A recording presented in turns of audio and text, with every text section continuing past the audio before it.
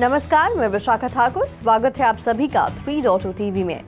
Leading virtual digital assets में शुक्रवार को एशिया ट्रेड में गिरावट आई और गिरावट का नेतृत्व कर रही है सिक्योरिटीज एक्सचेंज कमीशन द्वारा ब्लैक रॉक और फिडेलिटी सहित स्पॉट बिटकॉइन ईटीएफ्स के लिए 6 एप्लीकेशंस पर निर्णय में देरी के बाद बिटकॉइन इथेरियम दोनों अपने हफ्ते पहले के स्तर पर लौट आए।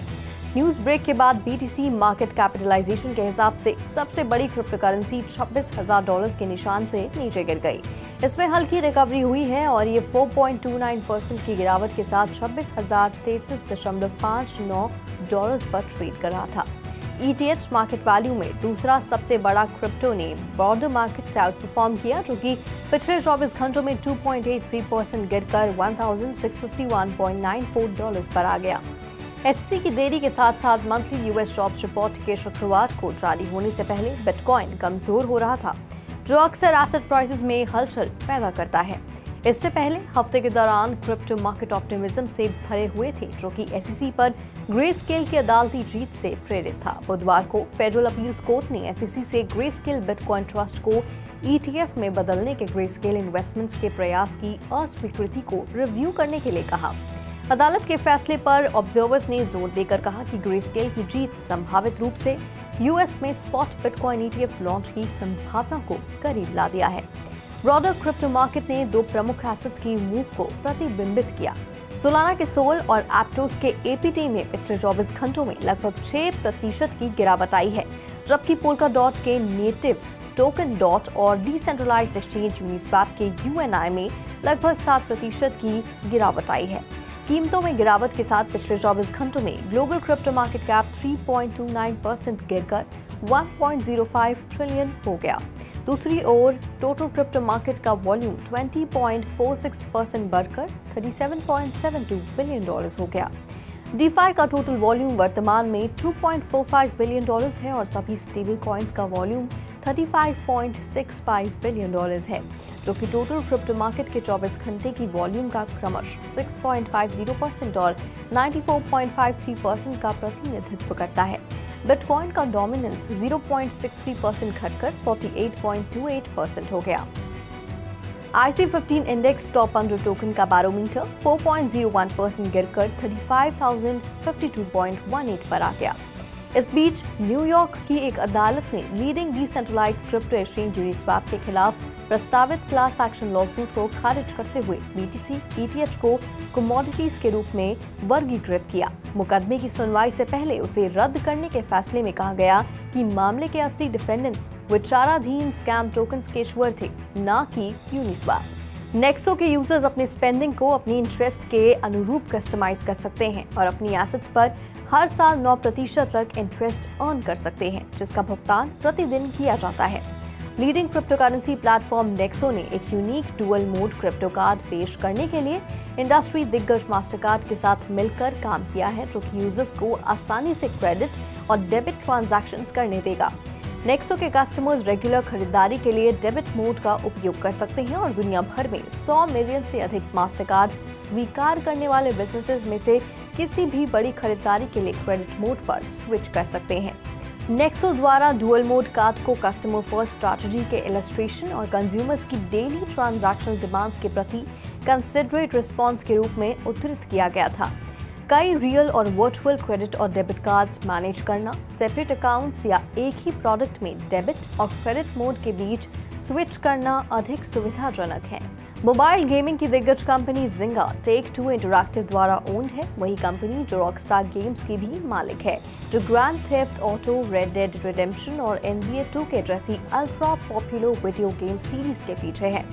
अब जिंगा एक नई फ्रेंचाइजीज के साथ Web3 की शुरुआत कर रहा है। अपनी फार्म विले सीरीज के लिए प्रसिद्ध जिंगा ने जिंगा Web3 नामक एक ऑफशूट स्टूडियो बनाया है और शुगर टाउन की घोषणा की है। ये एक क्रॉस मीडिया दुनिया है, जो कि सिंगल टाइटल से अधिक Web3 गेमिंग प्लेटफॉर्म की तरह होगी। टीजर वीडियो में दिखाए गए क्यूट कार्टूनिश एनिमल्स क्लूज देते हैं कि इसमें वीडियो गेम के अलावा और भी कुछ हो सकता है। ये एक नई नेटफ्लिक्स सीरीज के एक सीन जैसा दिखता है, इसलिए शुगर टाउन कैरेक्टर्स की विशेषता वाले कार्टून को देखकर आश्चर्य नहीं होगा। हालांकि अभी सिर्फ एक ही चीज की पुष्टि हुई है कि शुगर टाउन ओरिस नामक एक NFT कलेक्शन लॉन्च करेगा और उन्हें यूनिवर्स के भीतर अपकमिंग गेम्स में पार्टिसिपेट करने की आवश्यकता होगी। ZW3 ने कहा कि फ्रेंचाइजी NFTs के लिए अलाउ लिस्ट एलोकेट करने के लिए कई कम्युनिटीज के साथ काम कर रही है। ऑफ चेन लैब्स एक ब्लॉकचेन डेवलपर ने आर्बिट्रम स्टाइलस का अनावरण किया, एक नया टूल जो कि व्यापक रूप से उपयोग की जाने वाली सॉलिडिटी लैंग्वेज के अलावा आर्बिट्रम के लेयर 2 नेटवर्क पर स्मार्ट कॉन्ट्रैक्ट्स बनाने की अनुमति देता है। ये टूल रस्ट, C और C++ सहित कई प्रोग्रामिंग लैंग्वेजेस को सपोर्ट करता है। डेवलपर्स को सॉलिडिटी और वेब असेंबली के अलावा अन्य लैंग्वेजेस में स्मार्ट कॉन्ट्रैक्ट बनाने में सक्षम करके, जिसे आमतौर पर WASM के रूप में जाना जाता है, आर्बिट्रम स्टाइलस कंपटीशन से बाहर है। सीधे शब्दों में कहें तो WASM वेब पर रस्ट और C++ जैसी लैंग्वेजेस में लिखे गए कोड को चलाने का एक मेथड है और हाल ही में आर्बिट्रम स्टाइलस ब्लॉकचेन पर भी आ गया है, जिसकी वजह से अब अधिक डेवलपर्स के लिए स्मार्ट कॉन्ट्रैक्ट बनाना शुरू करना आसान हो जाएगा। ऑफ चेन लैब्स ने आर्बिट्रम स्टाइलस के लिए कोड और टेस्टनेट को पब्लिकली अवेलेबल करवाया है, जिसका लक्ष्य Ethereum compatible smart contract development तक पहुंच का विस्तार करना है।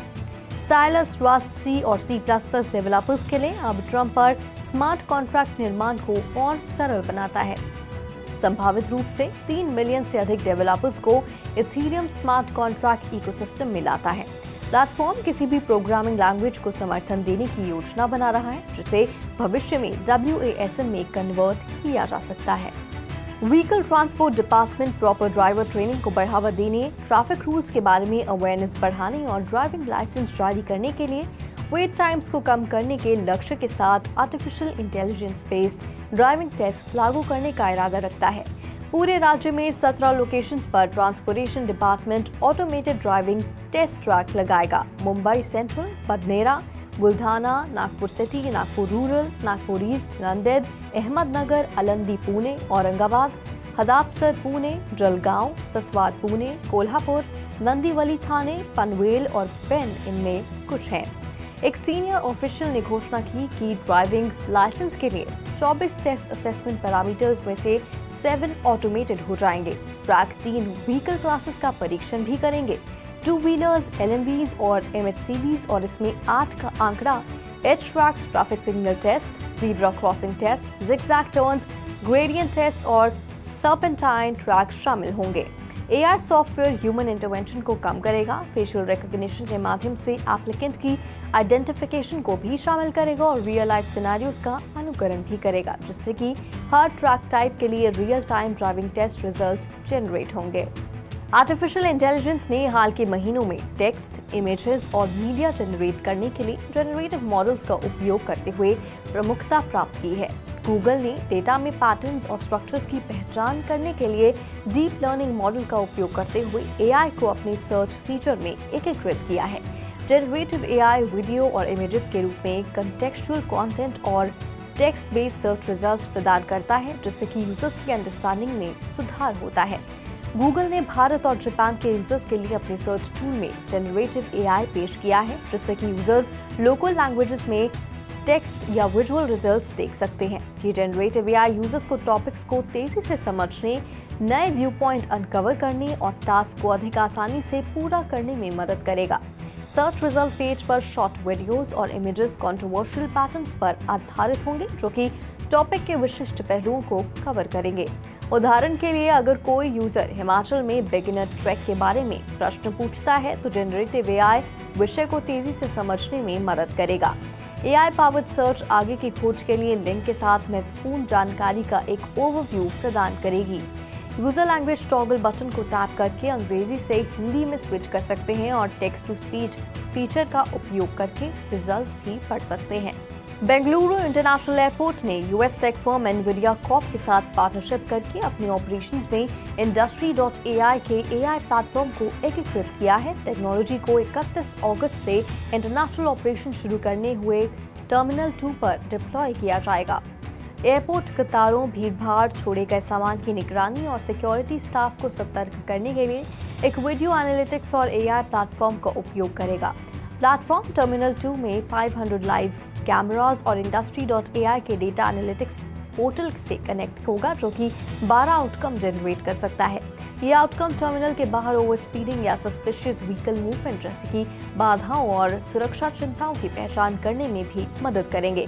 Industry.ai भारत लाइट और पावर की subsidiary company cloud based video feed based data analytics solution के लिए एनवीडिया मेट्रोपोलिस पर आधारित एक AI प्लेटफॉर्म प्रदान करती है। 1 सितंबर से well known crypto currency exchange Binance IOTA या BNB और ANKR या BNB जैसी कुछ ट्रेडिंग पेयर्स को डीलिस्ट कर देगा। जी हां, बाइनेंस ने अपने एक ब्लॉग पोस्ट में यूजर्स से 1 सितंबर से शुरू होने वाली कई क्रिप्टो एसेट्स की डीलिस्टिंग पर कार्रवाई करने का आग्रह किया। संक्षेप में, कल से बाइनेंस ANKR या BNB, CVC या BNB, EPX या BNB, हाइव या BNB, IOTA या BNB, KLAY या BNB, LRC या BNB, MBL या BUSD और MTL या ETH और UMA और BNB में समर्थन और ट्रेडिंग की पेशकश बंद कर देगा। नतीजतन ये ऐसे पेयर्स हैं जहां BUSD या BNB मौजूद है। बाइनेंस USD को हटाना क्रिप्टो करेंसी एक्सचेंज द्वारा पैक्सोस की स्टेबल कॉइन का समर्थन करने से इनकार करने का परिणाम हो सकता है। बाइनेंस यूजर्स को संभावित नुकसान से बचने के लिए बॉट्स की समाप्ति से पहले अपने स्पॉट ट्रेडिंग बॉट्स को अपडेट करने या हटाने की सलाह देता है। क्रिप्टो एक्सचेंज यूजर्स को अन्य अवेलेबल पेयर्स पर ट्रेड करने की भी अनुमति देता है। घोषणा 30 अगस्त को की गई थी और ये स्पष्ट नहीं है कि इस खबर ने IOTA और ANKR जैसे क्रिप्टो की कीमत को प्रभावित किया है, जिन्हें BNB पेयर्स के साथ हटा दिया जाएगा। डिजिटल एसेट्स के बैंकरप्ट लेंडर ब्लॉकफाई ने एक अदालती याचिका दायर की है, जिसमें कि अपने यूजर्स की ट्रेड ओनली एसेट्स को स्टेबल कॉइन में बदलने के लिए ऑथराइजेशन की मांग की गई है, जिससे इन टोकन को वापस लिया जा सके। ये चेंज बिजनेस द्वारा अपने क्रेडिटर्स को वापस भुगतान करने के सबसे हालिया प्रयास का प्रतिनिधित्व करता है। ब्लॉकफाई की अपील के अनुसार trade only asset standard wallet withdrawal procedures का उपयोग करके विड्रॉएबल टोकन्स नहीं हैं। इन कॉइन्स में प्लेटफॉर्म के US मार्केट में अल्गोरांड, बिटकॉइन कैश और डोजकॉइन भी शामिल हैं। हालांकि ब्लॉकफाई ग्लोबल प्लेटफॉर्म पर ट्रेड ओनली एसेट्स में कार्डानो, कॉस्मोस, एवलांच और सोलाना शामिल हैं।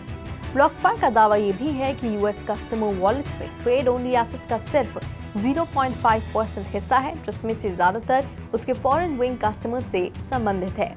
Defunct crypto lender Gemini dollar जैसे स्टेबल कॉइन्स के लिए ट्रेड ओनली एसेट्स के वन टाइम स्वैप का प्रस्ताव करता है, फिर उन्हें कस्टमर विड्रॉल के लिए बिटको में ट्रांसफर भी करता है। इस कदम का उद्देश्य दोनों कंपनियों के बीच इंटीग्रेशन में सुधार करना और ट्रेड ओनली एसेट्स को बिटको में ट्रांसफर करने की सुविधा प्रदान करना है। रिपोर्ट्स के मुताबिक बाइनेंस का जापानीज डिवीजन जल्द ही नई वर्चुअल करेंसीज के लिए ट्रेडिंग सर्विसेज प्रदान करेगा। रेगुलेटरी इश्यूज के कारण 2018 में जाने के बाद क्रिप्टो करेंसी पावर हाउस इस समर में जापान लौट आया। ब्लूमबर्ग की एक रिपोर्ट के मुताबिक बाइनेंस जापान जल्द ही अपने प्लेटफॉर्म पर 100 क्रिप्टो करेंसी को सपोर्ट करेगा। कंपनी के प्रवक्ता सुयोशी चिनो ने कहा कि ऑर्गेनाइजेशन लिक्विडिटी सुरक्षित करने और बेस्ट मार्केट प्रैक्टिसेस प्रदान करने के लिए अन्य जापानीज एक्सचेंजेस के साथ काम करेगा। बाइनेंस ने एक अज्ञात राशि के लिए सकूरा एक्सचेंज बिटकॉइन का अधिग्रहण करके जापान लौटने की योजना बनाई है। यह अधिग्रहण ट्रेडिंग वेन्यू की जापानीज ब्रांच को डोमेस्टिक वॉचडॉग इश्यूज के कारण देश छोड़ने के 5 साल बाद क्रिप्टो सर्विसेज प्रदान करने में सक्षम बनाता है। बाइनेंस जापान ने शुरुआत में bitcoin, Ethereum, Binance coin, Cardano, Dogecoin, polygon और लाइटकॉइन सहित 34 डिजिटल एसेट्स का समर्थन भी किया। ये जापान में किसी भी क्रिप्टो एक्सचेंज द्वारा पेश किए गए टोकन की सबसे बड़ी संख्या है। क्लाइंट्स को अगस्त के मध्य तक नए KYC रूल्स का पालन करना होगा। आज के लिए फिलहाल इतना ही। ऐसी ही वेब3 से जुड़ी तमाम खबरों के लिए लॉग ऑन कीजिए हमारी वेबसाइट www.3versetv.io पर या फिर स्कैन कीजिए QR कोड।